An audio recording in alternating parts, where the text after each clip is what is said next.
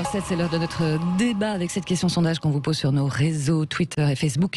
Faut-il un candidat issu de la société civile pour la présidentielle 2022? Pour l'instant, vous répondez, vous votez en tout cas pas mal et vous êtes 78% presque à être pour un candidat citoyen.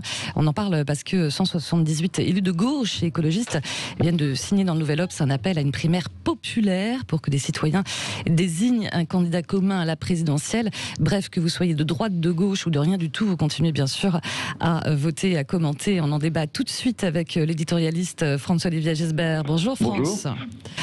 Avec le sociologue Serge Guérin. Bonjour Serge.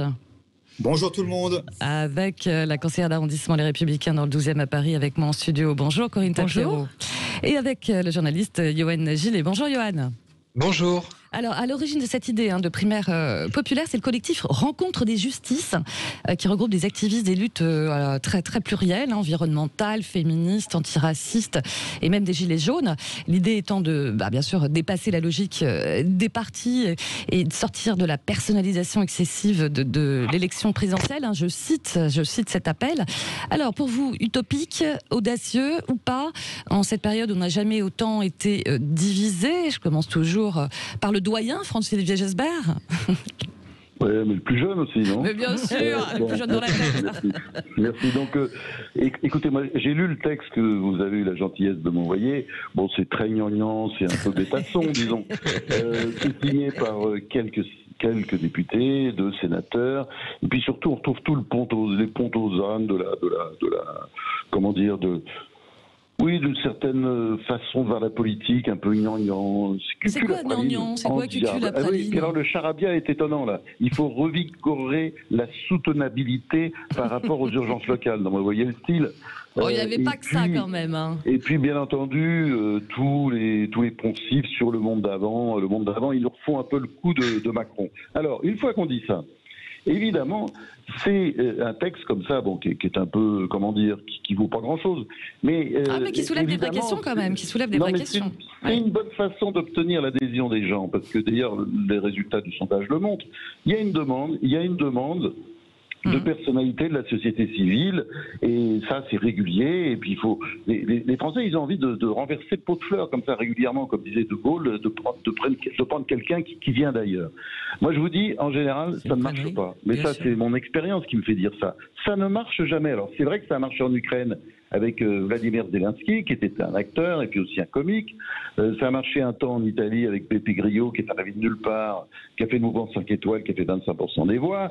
Ça a marché aussi un peu avec Donald Trump. Mais d'abord, en France, ça n'a jamais marché, parce que, bon, le général Boulanger, il venait d'ailleurs, vous avez vu le résultat. Oui. Jean-Jacques Servan-Schreiber, il était ministre pendant quelques jours. Donc, voilà, ça ne marche pas. Pourquoi? Parce que la politique est un métier. Alors, ce qui est bon, le bon profil, et je termine là-dessus, c'est la personne qui vient de la société civile, qui a fait une grande partie de sa vie dans la société civile, qui a une expérience, je pense par exemple à De Gaulle, et qui après se lance en politique, à un certain âge. Ça, d'accord, mais la politique, ça prend, c'est-à-dire on ne va pas directement de la société civile à un haut poste, et puis même, je vais vous dire, même quand on a un peu grenouillé dans les cabinets ministériels, ou qu'on a été un ministre éphémère comme Macron, quand on est élu un peu par hasard, vous avez bien vu, voilà, c'était un stagiaire, et il avait encore tout à apprendre, et il a encore beaucoup de choses à apprendre. Cette primaire populaire, vous n'y croyez pas non plus, Yoann Gillet, ou moi je trouve que quand même ça soulève des vraies questions aussi, Oui, alors je suis à la fois d'accord et pas d'accord avec France. Vous allez me dire, ça ne veut rien dire, mais en tout cas, je trouve que cet appel, il est dans la logique d'horizontalité et de transversalité qui a été initiée lors des dernières élections municipales, vous savez, avec les listes citoyennes. On a d'ailleurs, vous savez, souvent retenu que uniquement la victoire des écologistes, alors qu'en fait, c'était des alliances d'avant-premier tour qui étaient beaucoup plus diversifiées que ça. Moi, là, je suis en train de produire justement un film réalisé par Damien Mention là-dessus, sur la victoire à Tours de la liste issue des cogitations citoyennes. C'était la société civile. Voilà, cogitation citoyenne, initiée par l'écologiste Emmanuel Denis, qui est aujourd'hui le maire de Tours. Alors Tours, vous le savez, en plus, c'est la ville symbole de ce dont on est en train de parler, puisque c'est là que les maires de la gauche sociale et écologiste se sont réunis, vous savez, au lendemain des municipales pour établir une sorte de feuille de route transversale à l'échelle nationale. Ils ont essayé de refaire en fait un peu le congrès de Tours à l'envers, celui de 1920, là, dont on a célébré fin décembre le centenaire, et qui lui, il actait l'inverse, en fait, il y a un siècle, la division de la gauche. Donc, À voir, mais moi, ce qui reste surtout à savoir, et c'est là où je rejoins un peu Frantz, mais c'est si ce désir d'horizontalité, de démocratie active, il va pouvoir coexister avec la verticalité du pouvoir tel qu'il est conçu aujourd'hui, c'est-à-dire réussir à glisser son pied dans la chaussure qui semble pas taillée pour ça. En fait, c'est une vraie question, et en tout cas, on le sent bien avec tout ce qui se passe, là, les manifestations, les revendications, on est à un tournant. C'est là qu'on doit être prudent, à mon avis, car comme le rappelait à juste titre mon ami Serge Moati hier soir, que vous connaissez aussi, Laurence, à l'occasion de l'anniversaire de la mort de Jaurès, il n'y a pas de révolution sans conscience. Donc il faut que tout ça ne soit pas simplement du slogan, mais quelque chose qui soit pensé, réfléchi et construit. Donc voilà, il ne suffit pas de rester sur l'écume, il faut ensuite que ça corresponde à un vrai projet de société. Est-ce que la Ve République est une structure qui permet finalement à cela de s'exprimer correctement? Je ne sais pas, peut-être faut-il aller vers une nouvelle République. Ah, bah ça c'est autre question. Les primaires populaires, Corinne Tapiro, parce qu'on le voit à droite, hein, là, les primaires à droite, bah ouais, mais ça révèle aussi voilà, des divisions.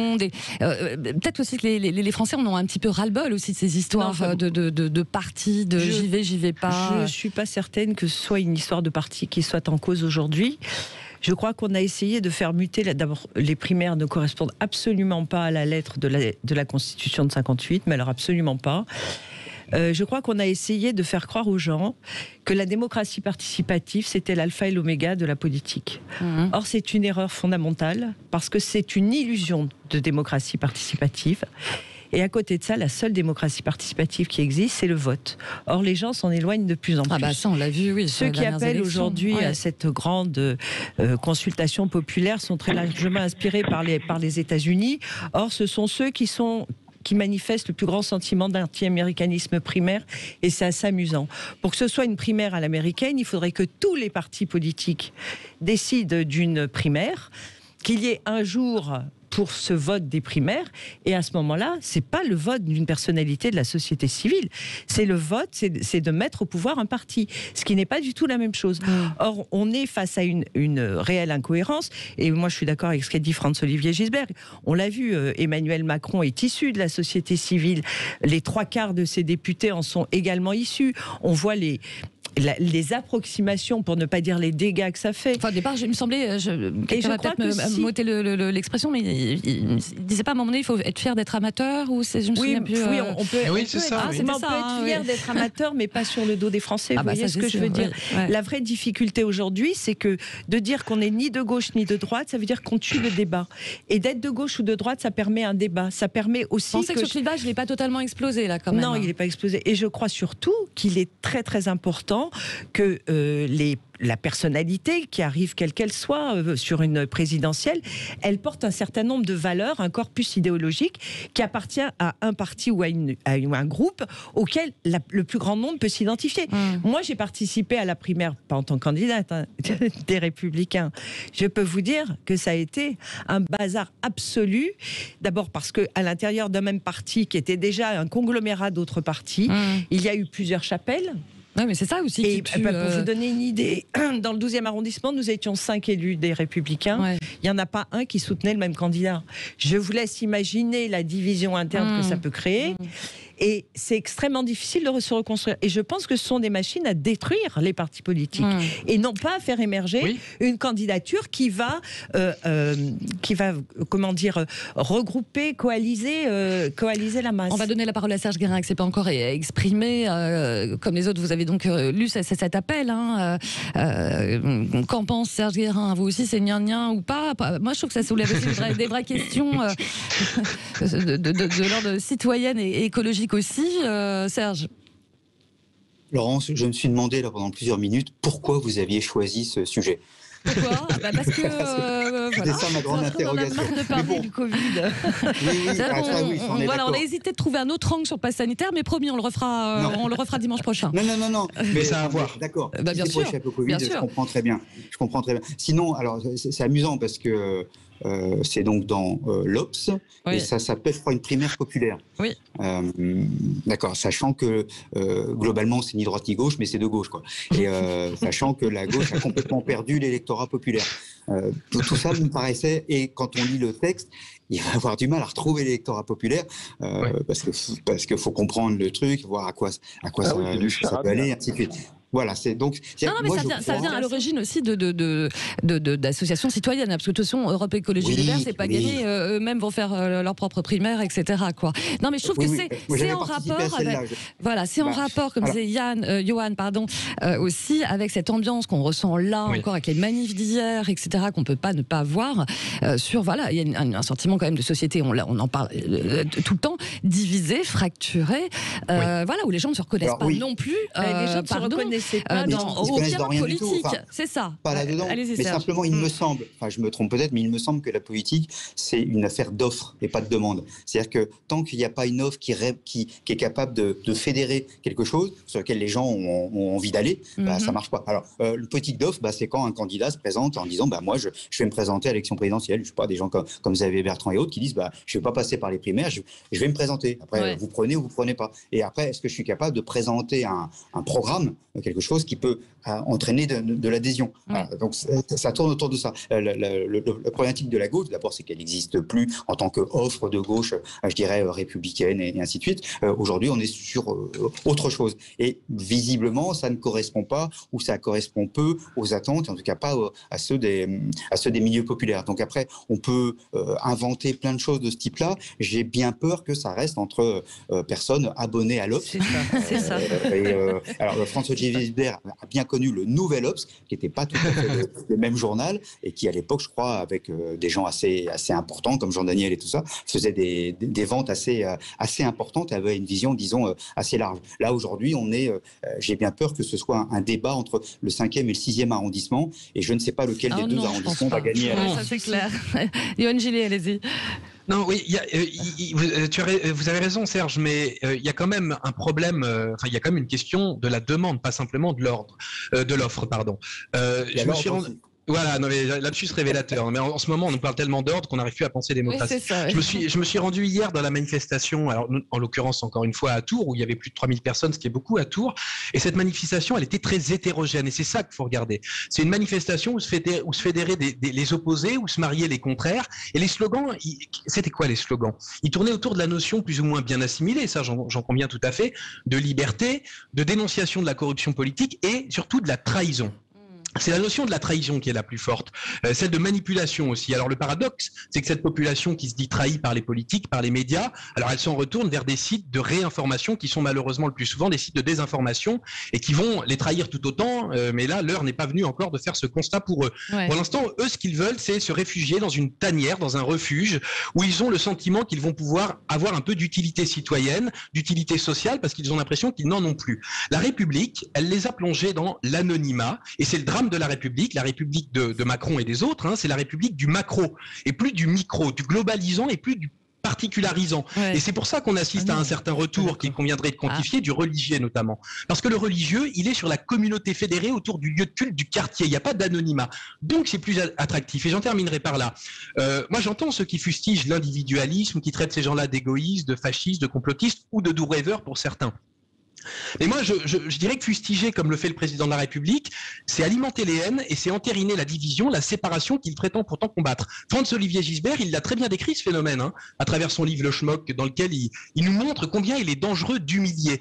Humilier un homme en manque de reconnaissance, humilier un peuple par un traité insoutenable. La violence, elle naît toujours sur le terreau de l'humiliation. Ça, faut bien le comprendre. Ouais. Et notre président et tous ses apôtres, ils jouent, à mon avis, là-dessus un jeu dangereux. Corinne Tapiero a la raison sur un point, c'est que les primaires, elles sont dévastatrices à l'intérieur des partis. Parce que vous avez des gens qui disent il est méchant, il est mauvais, il est tout ça, puis après ils disent votez pour lui, c'est son bon programme. Donc c'est les mêmes contradictions que sur une crise sanitaire. On voit bien que les paradoxes, ils n'ont pas besoin d'une crise sanitaire pour exister. Par contre, à l'échelle populaire, c'est pas idiot, Vous savez, les monarchistes se basent là-dessus. Ils disent, eux, que le roi doit émerger du peuple sans forcément qu'il y ait d'élection. C'est un peu ça, finalement, mais c'est une monarchie en 6e République. C'est un peu étonnant, mais c'est le même principe. En 6e République, c'est pas mal. C'est le même principe. L'appel d'une figure émergente du peuple, quoi, en fait. D'un mot, quand même. Quand il y a eu la primaire de l'UMP, je dois quand même reconnaître qu'il y avait des personnalités politiques extrêmement fortes qui avaient un passé politique, une histoire politique très fortement ancrée dans la nation française. Or aujourd'hui, les quelques-uns qui restent sont quand même beaucoup moins beaucoup moins solides, on dira, pour être aimable. Je sens l'amabilité avec des grands guillemets. Ils sont beaucoup moins solides parce que ce sont de nouveaux candidats qui ont effectivement été ministres pour la plupart d'entre eux. Mais c'est quand même une machine à diviser les partis politiques. Et puis, quand on a eu cette primaire, on l'a vu, il fallait payer, je crois que c'était 1 ou 2 euros. On a vu débarquer des gens avec des 1 centime. Ça a été quelque chose d'effroyable et c'était une élection payante. Enfin, c'est quand même hallucinant comme principe. Il y a eu une forte participation, c'est vrai, par rapport à l'événement qui était peu connu, mais parce que les gens ne sont pas allés pour désigner un candidat. Il y en a qui étaient là pour abattre un tel et un tel, c'est tout. C'était l'unique projet. Je vais faire réagir François-Olivier Gesbert, qui connaît quand même bien la tambouille politique, n'est-ce pas? Beaucoup de témoignages et de commentaires sur Twitter, et notamment Gilles qui nous dit il faut surtout un changement des institutions. La République est discréditée. Le mot est fort. C'est ça. C'est le quinquennat qui l'a discrédité. Mais non, mais ça c'est la France. Si vous voulez, dès qu'il y a un problème politique ou un problème économique ou social, on dit, au lieu de s'attaquer au problème, on dit il faut changer la Constitution. Bon, il y a en France des problèmes majeurs concernant l'école, concernant la sécurité, concernant l'économie et les initiatives économiques, etc. Et il y a toute une série de politicards, je crois que c'est comme ça qu'il faudrait les appeler, qui disent, voilà, la solution, on va changer la Constitution. On sait très bien. Il parle de Mélenchon, là, France. Mais ça changera la vie des gens de changer la Constitution. Non, parce que les réformes constitutionnelles, c'est pas le sujet. On a besoin, mais là, je rejoins Serge Guérin là-dessus, sur un peu, comment dire, le côté, ce texte rempli de poncifs un peu débiles. Je sens que vous n'allez pas le signer, cet appel, vous. Non, mais attendez. Ni les uns ni les autres. Ils nous refont le coup de Macron et ces gens-là. C'est-à-dire, ils nous disent, voilà, il faut dépasser la droite et la gauche. Mais non, la démocratie, c'est l'affrontement. La démocratie, c'est le débat entre la droite et la gauche. On a besoin mais c'est pas l'humiliation, la division, comme le disait Yoann Gillet. Non, ce genre de texte, c'est, comment dire, je le répète, c'est le pont aux ânes de la politique. C'est vrai. Je suis pas d'accord. Vraiment. C'est absurde, c'est pas comme ça qu'on s'en sortira. On s'en sortira avec des hommes politiques, des femmes politiques qui ont des solutions, enfin qui apportent des solutions, qu'elles soient vraies ou pas, et avec des débats. Or, c'est pas comme ça qu'on s'en sortira. Et c'est surtout pas avec, évidemment, la grande farce qu'on va nous sortir, puisqu'on le ressort à chaque élection, de la 6e République. Il faut changer de République, parce que Montebourg, Mélenchon, enfin le nombre de politicards qui ont lancé... moi. Ah oui, un peu quand même. Yoann Gillet n'est pas d'accord. Ça vous fait rire? Oui, mais après, j'aurais laissé parler Serge, parce que je parle beaucoup, et Serge... j'aime beaucoup sa parole. J'interviendrai peut-être après Serge pour le coup. Alors Serge Guérin alors. C'est gentil d'aimer ma parole. Non, mais c'est vrai, mais c'est important. Il y a plusieurs choses. La première, c'est en effet la démocratie. Je ne sais pas s'il faut changer de république et si on n'a pas un petit peu autre chose à faire, pourquoi pas. Enfin, j'en sais rien. Mais je ne sais pas qui ça va motiver et autres. Voilà. En revanche, il y a certainement comment on fait. Parce que le problème souvent, c'est que c'est le débouché politique de discours des uns des autres. Ça, c'est pas bien, ça, c'est bien, et ainsi de suite. Mais comment on le traduit très, très concrètement. C'était le problème des Gilets jaunes, par exemple. C'est-à-dire qu'ils étaient contre beaucoup de choses, mais après c'était difficile de fédérer des réponses et des réponses politiques.